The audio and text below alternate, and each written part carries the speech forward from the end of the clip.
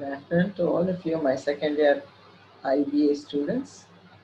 Today I'm going to take you the first lesson of the second semester called as Julius Caesar. So Julius Caesar, the first act,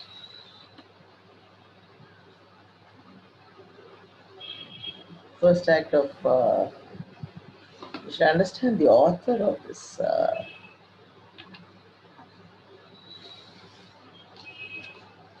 The author of this drama was called as William Shakespeare.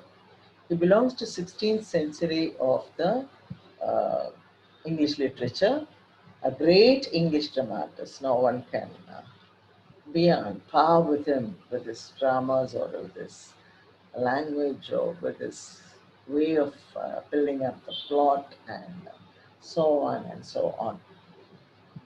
Now, Julius Caesar is a great historical drama. It is about the Roman Emperor Julius Caesar.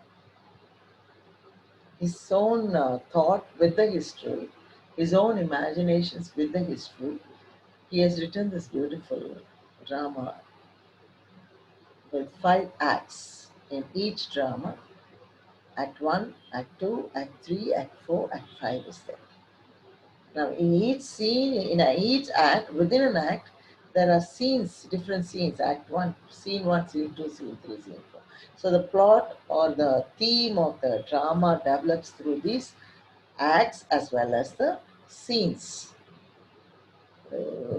For you, he has written many dramas. He has written historical dramas, romantic dramas, history, tragical dramas, tragic comical dramas, comics, comedies. His comedies and his tragedies and his romance are all very well developed and well written uh, dramas. His way of writing is very different from other, it is not colloquial. They are all written in blank verse, which will come later, and the dialogues are in blank verse. So the actors were very great in English. Mostly the British people must have enacted those dramas, and those dialogues are well written that even today it stands on the stage. It is interesting to read those dramas. For you, they are prescribed in Julius Caesar drama, Act 3, Scene 2, which is usually enjoyed by all literature students and the other people, the way he has developed the plot. The plot means the central theme of the play, the central story of the play, the drama. So, according to that, the first thing they've given you is the introduction. Since you will not be knowing up to scene Act 2, Scene 1, and after Act 3, Scene 2, there are many things. So they've given you a summary of the story at the beginning of the lesson. So here in the beginning of the lesson, how does the drama begin? Usually his drama begins with the end, telling you, well, this might be the end of the story. So it opens with Julius Caesar's victorious return to Rome after defeating the sons of Pompey.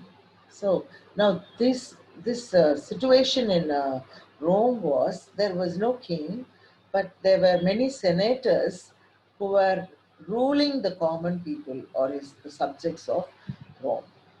So many senators, like today, democrats and others, parliament is there, legislative assembly is there. So they had the senators' assembly. Julius Caesar was also one of those members or senator of that Roman assembly. So here Julius Caesar had a purpose. He had gone to Pompeii. He had won a great victory over Pompeii as nearby, and he comes back to Rome when the play begins. The drama begins with the victory of Julius Caesar winning the sons of Pompey. People were crowded out around him and were shouting come on, Caesar, you won the thing, you're victorious, and all those, like, and we have seen procession with the victory. So there was a great procession bringing him home to Rome. And senators were watching how people were enjoying the victory of Julius Caesar, and especially a person called Cassius, uh, and the other senators. Now, Cassius was very jealous of how people were with the Julius Caesar, and he was kind of a little shaken. So, while he was walking through, there he heard someone shouting, "Caesar, beware of the Ides of March, IDES of March." Ides of March means in the middle of March.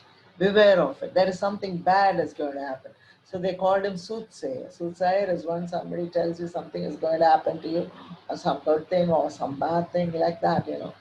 So he said, "Eyes of Mars, beware, beware." So now Julius is having heard this, he did not bother. He had drunk the wine of victory. So he was just saying, "Okay, come on, let's go." And they were going on the procession to their house. Now Cassius watching people roaming, throbbing around Julius Caesar, doesn't understand this. So he thinks, wow, people are with him because he brings victory to Rome. He brings victory from various places to Rome. So he thinks he might become the king now. Only we have broken the kingdom, the king's thing, and we have become democratic. Now again a king might rise because Julius Caesar seems to be victorious. Yeah.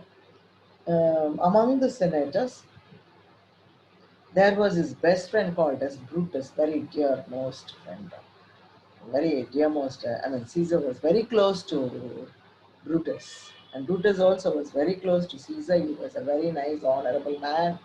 That they thought that Cassius or no, Brutus must be coming. So he went and spoke to Brutus. Brutus, this is not fair. I think people are throbbing around him. It's not. There's not going to be any more time. People are going to make him the king of Rome, and again we are going to suffer under a king. So let's not have this thing. And I don't think Julius Caesar should be appreciated and complimented and be praised by people will help us to preserve our democratic policy.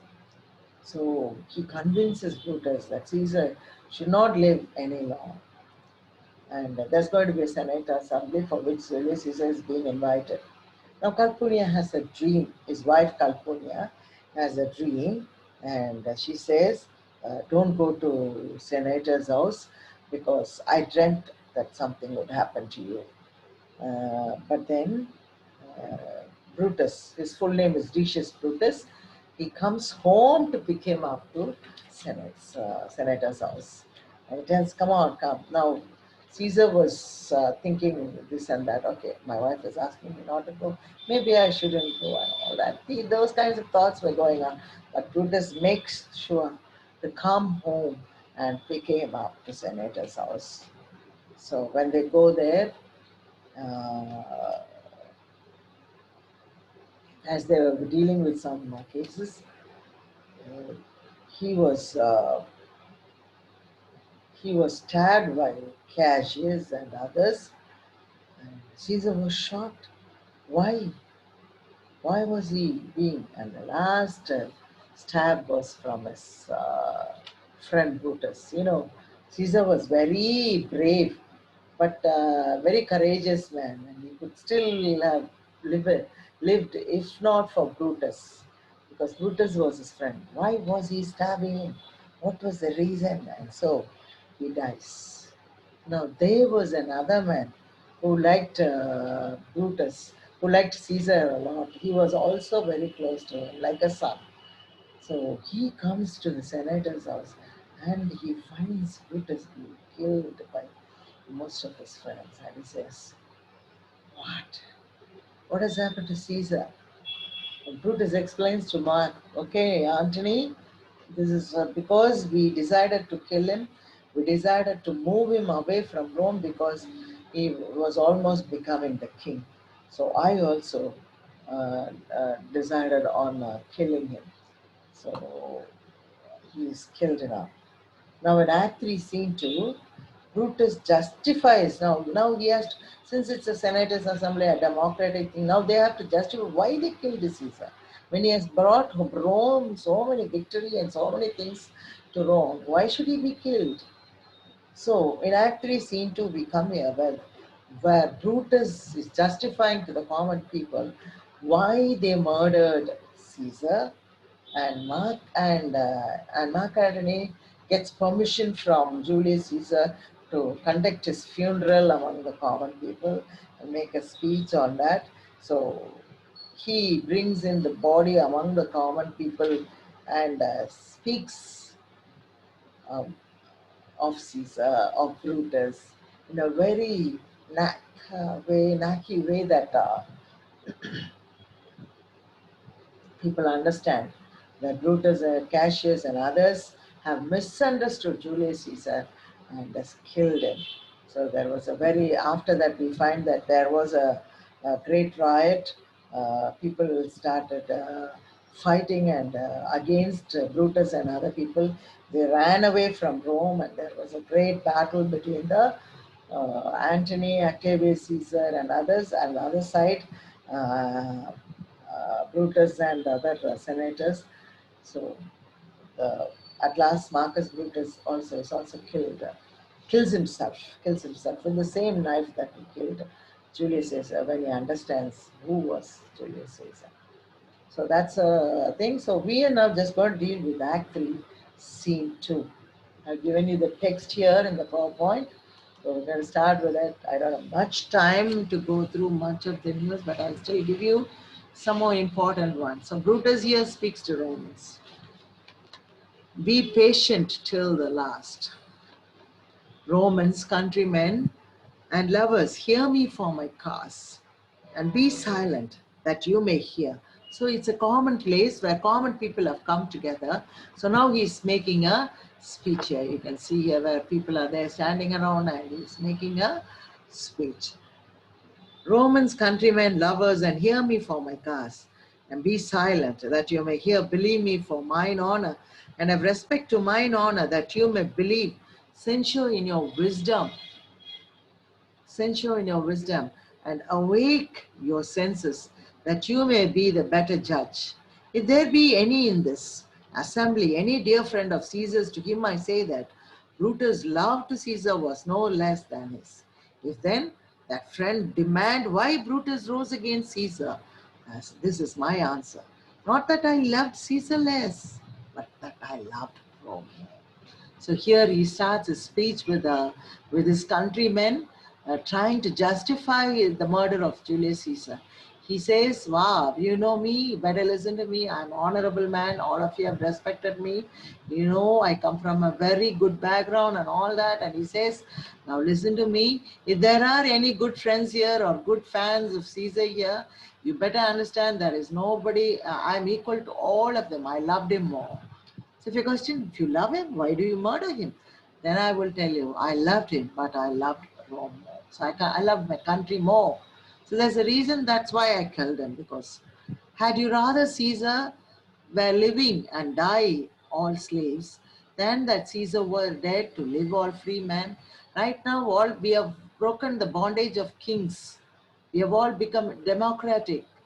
Do you want to become against slaves, making Julius Caesar the king? If that is the case, maybe I've done something wrong. We don't want to become the slaves. We want to become the, we want to become free. So I weep for him. As Caesar loved me, I weep for him. I cry. That because Caesar loved me, I cry for him. As he was fortunate, I rejoice at it. He was always lucky. Whenever he went out on war, he always came back victorious. I enjoy that. He was a very courageous person. He was valiant. I honor him. But as he was ambitious, I slew him. The reason he gives him is that he was ambitious. What is being ambitious? It is being greedy for becoming something more than what he had. He was a senator, But now maybe he wanted to become a king, that he went around the country, all to the country of the enemies, and he won and came back and won your hearts, that someday he might become a king. We don't want to become slaves of kings again. We broke the bondage of kings. There is tears for his love. I cry because I love him. Joy for his fortune. I enjoyed his courageous acts on this earth. Honor for his valor, death for his ambition. For his valor, the way he had been so brave and courageous, I honor him. But for his ambition, for his greediness that he developed, I killed. Death for his ambition. Who is here so base that would be a born man? If you're going to speak against what I'm telling you, is there somebody very mean, very low? Tell me that. I don't mind becoming a slave of Caesar. Then I have offended you. I have hurt you by killing Caesar. Who is here so rude that would not be a Roman? If you're going to be a Roman, then you must be a free man, not a bonded man anymore, a bonded labor. You're going to be a free man. If you want to be a Roman, tell me. You don't want to become a bondman, then tell me. If any speak, for him have I offended. If somebody is going to speak, what you did is wrong, it's okay for Julius Caesar to become the king, it's okay for us to be a bondman, then I'm sorry, I have hurt you by killing the senator Julius Caesar. Who is here so wild that will not love his country? Is there anybody in this crowd? In this crowd who will say, no, I don't love my country, but I love Julius Caesar? Then he says, if any speak, for him have I offended, I pause for a reply.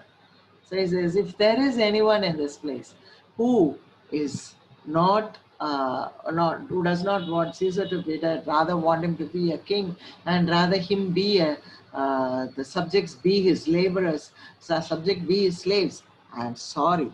I'm going to stop here. And I pause for a reply. He says, I'm going to pause for a reply. None, Brutus, none. Then people are there, oh yes, if supposing Julius Caesar becomes a king and all of us will become the slave of the king, wow, we don't want to become the slave. None, Brutus, none. None, Brutus, none.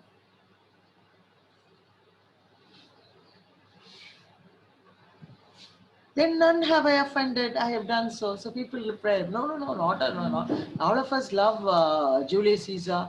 All of us love Rome more than Julius Caesar. So none of us are going to blame you for what you have done.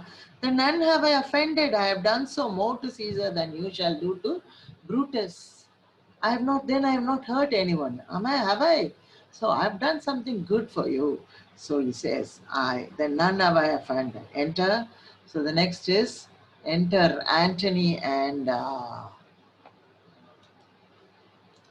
thus with Caesar's body. So I told you that Antony, most favorite of Julius Caesar, asks him, see, I want to have a funeral for Caesar.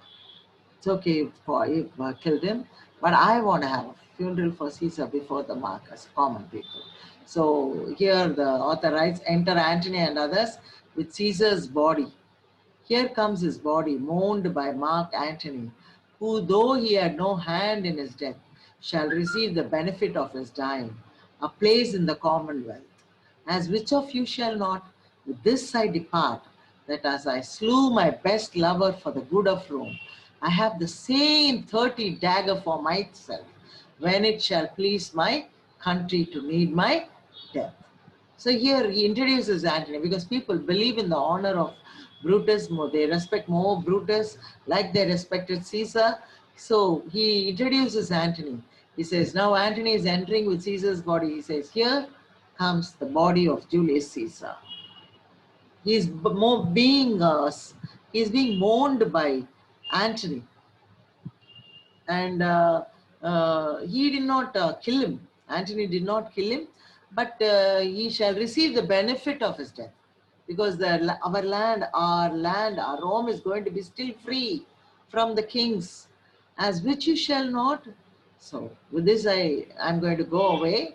I only slew my best lover. Best lover is I killed my best friend for the good of Rome, because Rome has to be free.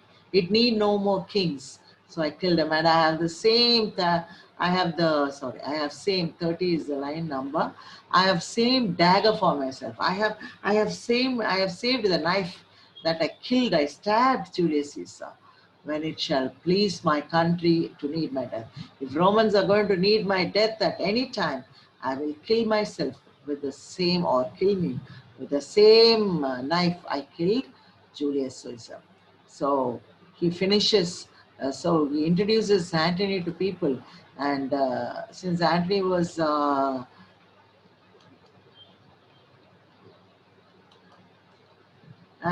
there with his body, and you can see a scene here where Caesar was sitting there, and people come around, his senator members come around him, and they try to kill him. And Antony, in his speech before the body, he lays the body on the floor and talks to the people around. And he tells, okay, now I have to make a funeral speech for my best mentor, Julius Caesar. Friends, Romans, countrymen, lend me your ears. Lend me your ears. Please listen to me. The evil that men do lives after them. So he says, people, when wicked people do evil things, bad things, it lives even after their death. The good is oft interred with their bones, and good dies with when they are buried. And the good doesn't stay there. If they're going to do evil, then evil stays. So let it be with Caesar. If so, if Caesar had been evil, as ambitious, or whatever Brutus has called him to be evil, let it stay there. It's going to stay with Caesar. The noble Brutus had told you Caesar was ambitious. So the one and only reason that Caesar was killed was because he was greedy. He wanted to become a king. When we have broken the chain of kings and we have become senators, and senators have are ruling our country, and we are democratic, we are free. And so Antony says, Brutus says Caesar was ambitious, and that was the only reason that I had also had to kill him. And grievously had Caesar answered it, here under leave of Brutus and the rest. For Brutus is an honorable man. I told you, honorable man means most respected person. We have honorable judges, honorable chief ministers, ministers. Why? Because they have to be honored because of their positions and what they do for the people. So he says, Brutus is an honorable man. I cannot go against him. What he said might have been true. So I have come to speak on behalf of Caesar and Brutus. So are they all honorable men? Come I to speak in Caesar's funeral? He was my friend, faithful and just to me. Caesar was my friend. He was very loyal to me. He was very straight, and he did not have anything to do, anything to bother me. He was just with me. But Brutus says he was ambitious. But Brutus has a reason to say that he was very ambitious. So I want to say that Caesar was ambitious. That Brutus says there's one reason why he had to stab him, because he was ambitious. And Brutus is an honorable man. So he says Brutus was an honorable man, and come I to, so whatever he has spoken must be the truth, So, but Brutus is an honorable. He had brought many captives home to Rome. So whenever he went for his death, there was always something he brought home. All the loots were, whatever he took from the country where he won, he brought everything home. The captives were brought home to Rome, and whose ransom did the general coffers fill. So whatever the loots, whatever good things that were there in those countries where he went and fought, he brought and put it in the treasury of Rome. Well, if he had been ambitious, maybe he should have took his captives to his house for slavery, and he should have taken all those treasury, the gold and other things that he brought from other countries, to his home. But what did he do? He went and put everything in the treasury of the country. Did this in Caesar seem ambitious? When that the poor have cried, Caesar had wept. If he had been an ambitious man, would he have cried when poor people cried? I have seen him crying. Ambition should be made of sterner stuff. I think if you're an ambitious person, you will never pity on people, especially on poor people. If you're an ambitious, greedy man, you will never come down and show your mercy on people. Yet Brutus says he was ambitious. Even if it is the case, Brutus says he was ambitious. And Brutus is an honorable man. But still, Brutus is telling me that Caesar was an ambitious man. So, Brutus, since Brutus is the most respected person in Rome, I don't know how it can be wrong. But I remember Caesar cried when poor people cried. Caesar gave whatever he won in his war to Rome. And Brutus is an honorable man. You all did see that on the Lupercal. I thrice presented him a kingly crown, which he did thrice refuse. So they all those people had been gathered in a place called as Lupercal. And what happened there? Antony, looking at the way Caesar has won the Caesar has won his victory, he said, "Now you are worthy to be a king." So he presented him crown thrice, three times. But what did Caesar say? Which he did thrice refuse. All three times he refused. And still Brutus is saying, was his ambition? He's saying he was ambitious. Yet Brutus says he is ambitious and sure he is an honorable man. I don't doubt what Brutus said because he was very respected, very most respected person in Rome. And he says, even I have seen him, I've given him crown. I wanted him to become the king when we were in Lupercal. And he said, no, I don't want the crown. But then how can he be ambitious? And sure he's an honorable man. Speak not to disprove what Brutus spoke, but here I am to speak what I do know. You all did love him once. You just few days ago when he came from Pompeii, all of you were crying out for the victorious Caesar. You all loved him once. And yet, not without a cause. All of you had the reason because Caesar was bringing you a lot of victory. O judgment, thou art fled to brutish beast, and men have lost their reason. Why all of them are just standing there and saying it's good that Caesar was killed? Where is justice? Has it all run to the animals? Only beasts are standing there? How can they be not mourning for Caesar? And men have lost their reason. Bear with me. My heart is in the coffin there with Caesar. Please forgive me. I loved Caesar more than anything. And my heart is there with him. Can you see his body? My heart is there with him. And I must pause till it come back to me. My heart is there with him. I'm waiting for the heart to come back so that I can speak more. So he says all this, and then he goes to the next thing. Uh,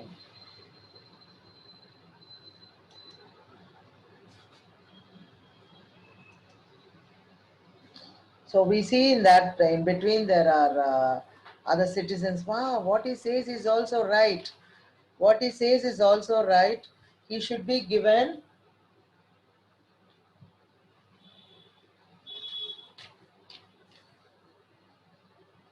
So he should also be given the Caesar citizen speak. Now what people are saying about Caesar, Antony is saying about Caesar is good. So he should also be given good things. We should mourn for him. Whatever he was not an ambitious man when he was alive. Why does Brutus say he was alive? And what is this going on? So he says this, and here the first citizen is speaking, second citizen is speaking. Uh, Second citizen is speaking.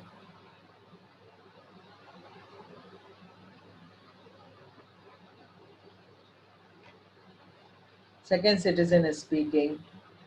Thou consider rightly for the matter, Caesar has great wrong. Has he, masters? I fear there will worse than come in his place. Mark ye his words, he would not take the crown. Therefore it's certain he was not ambitious. First citizen, if ye found so, some will there abide it. Second citizen, poor soul, his eyes are as red as fire with weeping. There is not a noble man in Rome that Antony. Fourth, now mark him, he begins again to speak. So the citizens speak about how Mark Antony was so sad about the death of Caesar. So here, Caesar's goodness. Again, he starts to speak about Caesar. But yesterday, the word of Caesar might have stood against the word. Now less he now lies he here. Yesterday, people you would have believed whatever Caesar had said, but today is so sad. His body is lying here, and none of you are mourning for him. And none so poor do to him reverence. None of you are mourning for him or giving him any request or respect. Oh masters, if I were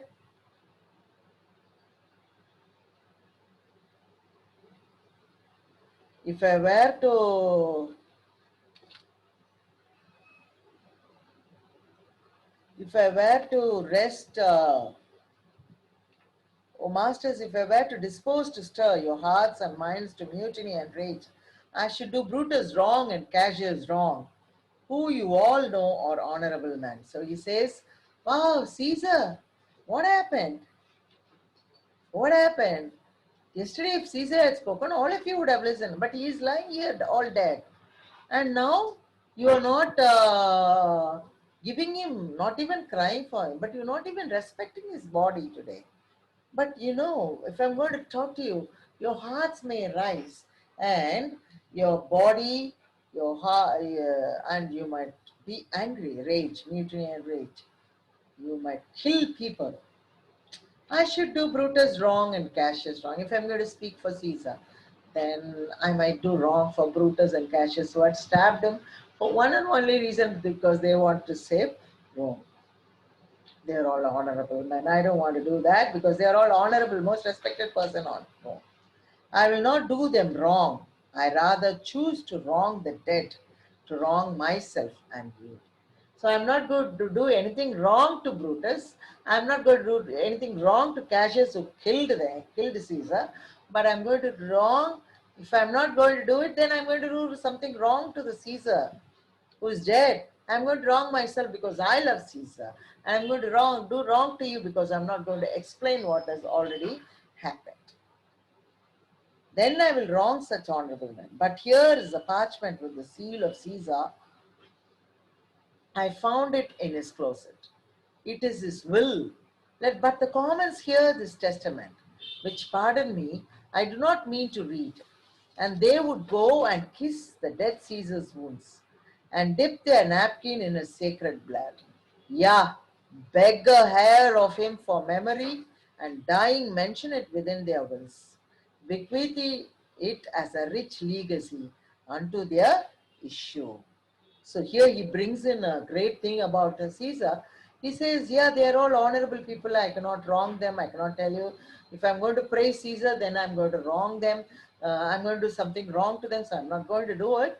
But here is a parchment. Parchment means a kind of a will, a paper, a written will on a paper. So he says, here's a parchment with the seal of Caesar, and I found it in his closet. Closet means a kind of a storage place where he had kept this will. It is his will, the will for his property, the for his own property. Yes, kept it there. Let but the commons hear this testament. I want to read this will to all the common people. Commons here, common people, which, pardon me, I do not mean to read. I really didn't want to read it. I don't want to do it here. But then, if I'm going to tell you, you will all run to the body of Caesar and kiss his wounds, kiss his bleeding wounds, because what has he done? Yeah, and you would take his blood as sacred because he has written in this will, bequeathing all his rich legacy to the common people. All his inheritance to the common people. Nothing, because he didn't have children. He has given everything to the people's good. So that is what then. Does it mean he's ambitious? That is his question at the back. He's saying he's given all his property to all the people, common people of Rome. Didn't he love Rome? What is the cause? If you say he's ambitious, then why should he give his property to people, not to his other people, his own? And why should he give? Then, if you're going to say he's a greedy person, or if you're going to say he loved to rule over Rome, then why would he give away his things to people? Write a will giving away his property to others. That's really so. If he's ambitious, he wouldn't do it. But Brutus says he's an honor. He was an ambitious person. I don't understand this. That is what he brings it here. So Antony says here, he has brought the body of Julius Caesar. All those cuts and bleeding is there. Common people now understand if Julius Caesar was ambitious, or if Julius Caesar was greedy, or if Julius Caesar loved Rome and Romans. They understand from the will that he had written.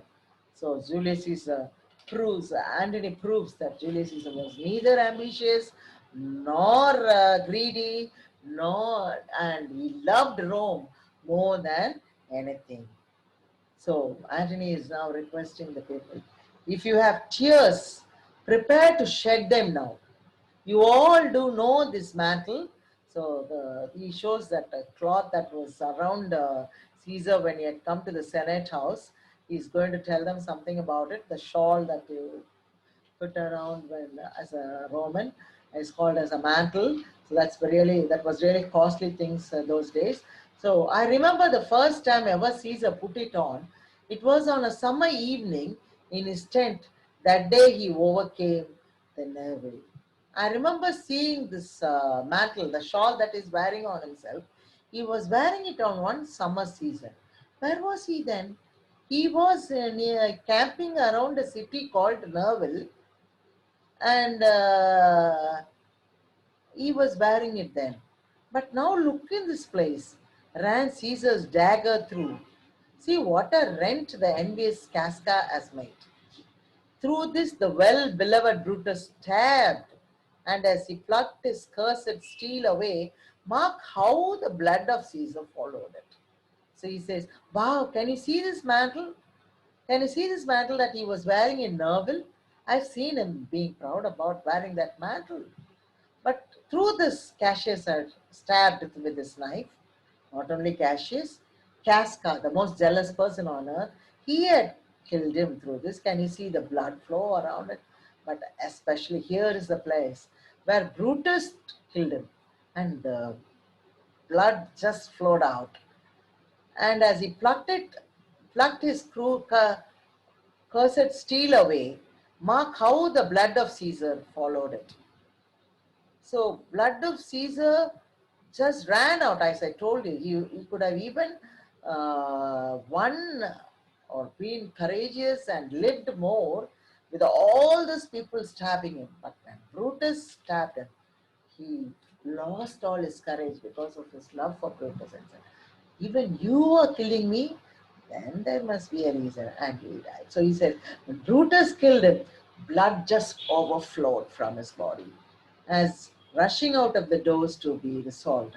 If Brutus so unkindly knocked or no, for Brutus, as you know, was Caesar's angel. So he was somebody whom Caesar just loved, like, because Calpurnia said, no, don't go. I dreamt of something bad. I saw blood flowing out of this, so don't go. But when Brutus came, Caesar couldn't say no to it. He had to come. So he loved Caesar. Caesar loved Brutus. He was his angel. Judge, O you gods, how dearly Caesar loved him. This was the most unkindest cut of all. So he shows the place where Brutus killed him. And he says, uh, this is the place where men have killed, Brutus stabbed Caesar. And it is the cruelest thing, very cruel, unkind thing that Caesar couldn't anymore bow his life. he had to die. Judge, O you gods, how dearly Caesar loved him. This was the most unkindest cut of all. For when the noble Caesar saw him stabbed, ingratitude, more strong than traitor's arms, quite vanquished him, then burst his mighty heart. So when Caesar killed him, when Caesar stabbed him, his heart burst. His heart just burst. Mighty heart, mighty heart. Why it is a mighty heart? He could have he withstood so many enemies. He withstood so many people. But he loved Caesar more than anything. So here he was cut, he was stabbed by Caesar. Thereby he was killed. Thereby he was killed. Even at the base of, and in his mantle muffling up his voice, even at the base of Pompey's statue, which all the while ran blood, great Caesar fell, and what a fall was there, my countrymen. You should have seen when Brutus killed Caesar. What happened? There, he is explaining what happened there when Caesar killed him. He muffling up his face, mantle. He took his mantle. He was doing. Was it Caesar? Was it Caesar who was killing me? And there was Pompey statue in the senator's place, and there blood was Caesar's blood was flowing, and he says, which all the while ran blood, great Caesar fell. After all this, when Brutus killed him only, he fell down. Oh, what a fall was there, my countryman. Caesar was such a great warrior that he withstood so many enemies, so many knives, so many swords, so many animals. But before the love that he had for his friend Caesar, there was nothing that he could do. So he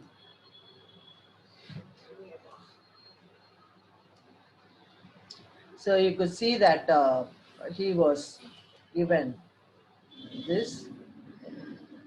Uh, he fell down. Antony says he fell down because of Caesar. He fell down because of the cut off, the stab of Brutus.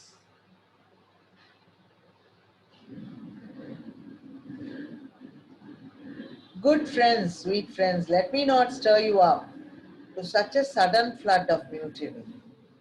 I am no orator as Brutus is, but as you know me all, a plain, blunt man,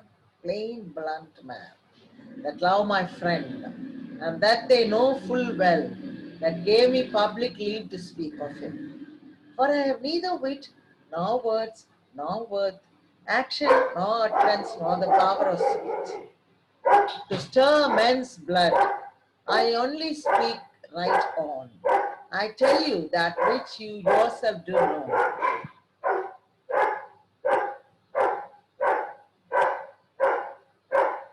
Show you sweet Caesar's wounds, poor, dumb mouths, and bid them speak for me, but where I Brutus.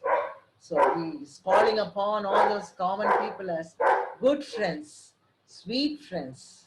Let me not stir you up. So whatever I speak, I'm not speaking for you to come around from what you're standing like statues right now, looking at Caesar's bodies. I don't want to stir some kind of a revolt or agitation among you, but to such a sudden flood of mutiny. Don't go and kill all of them. I'm not asking you that. I'm no orator. I'm not a great speaker as Brutus is. But as you know me well, I'm just a blunt man. I'm a very plain man. I just love my friend Caesar, and that they know fully well. That gave me public leave to speak of him. So Brutus and other senators know very well that I loved Caesar. That is why they gave me permission. For I have neither wit nor words nor worth. I'm not intelligent. Wit is here, intelligent. Words here means that he knows words on which he can play upon. And action nor utterance nor power of speech. Nobody knows. Everybody knows that I'm just a very plain, a very simple man. I'm not here to. I'm not here to move you to some agitation. I only speak right on. I tell you that which you yourself do know. I'm just telling you what you know about Caesar. Is he an ambitious man? Is he a greedy man? What did he want to become a king? That is the question I'm putting before you. Show you sweet Caesar's wounds, poor dumb mouths, and bid them speak for me. But where I Brutus. So all Caesar's, every wound on Caesar, the way knife had been stabbed into him, there are little wounds like lips, like mouths. Those dumb, they're all quiet now. They cannot speak anymore. I wish I could make them speak to you. I wish I could make Caesar's wounds speak to you. Caesar's cuts speak to you, so that you can understand why he was killed and what kind of an ambitious man uh, was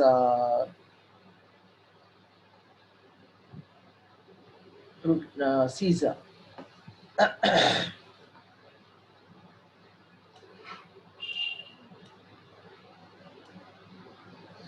So,